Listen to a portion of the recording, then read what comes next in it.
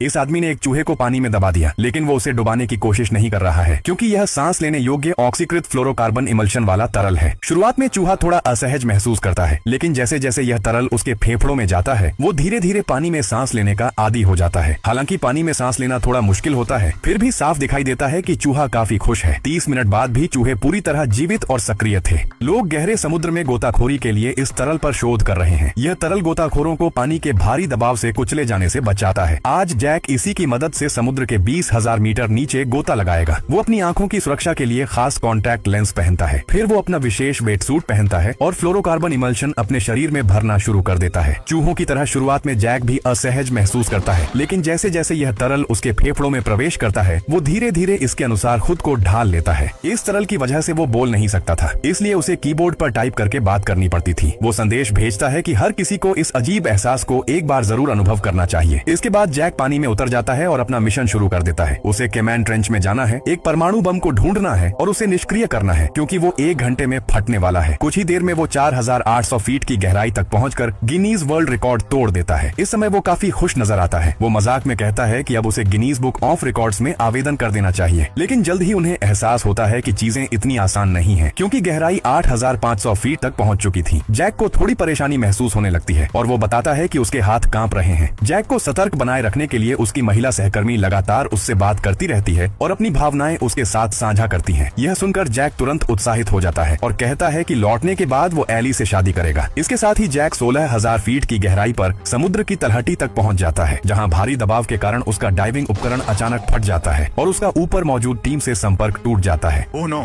ऐसा नहीं हो सकता। एली अपने दुख को रोकते हुए लगातार उसका हौसला बढ़ाती रहती है, इस उम्मीद में कि जैक सुरक्षित वापस लौट आएगा। और जैक ने भी अपने नाम के मुताबिक कमाल कर दिखाया। उसने एक जलती हुई लकड़ी जलाई और अपनी अद्भुत इच्छा शक्ति के सहारे चट्टानी दीवार के साथ आगे बढ़ता रहा, लेकिन वहाँ इतना घना अंधेरा है कि नीचे कुछ भी दिखाई नहीं देता। जब सभी को लगने लगता है कि अब उसका बचना नामुमकिन है, तभी अचानक उन्हें एक सिग्नल मिलता है। जैक कहता है कि उसे रोशनी दिखाई दे रही है, हर तरफ रोशनी ही रोशनी है। समुद्र की इतनी गहराई में रोशनी होना नामुमकिन था। सबको लगा कि शायद जैक भ्रम देख रहा है, लेकिन सच में वहाँ रोशनी मौजूद थी। अगले ही पल जैक हैरान रह जाता है। वहाँ नीचे एक एलियन है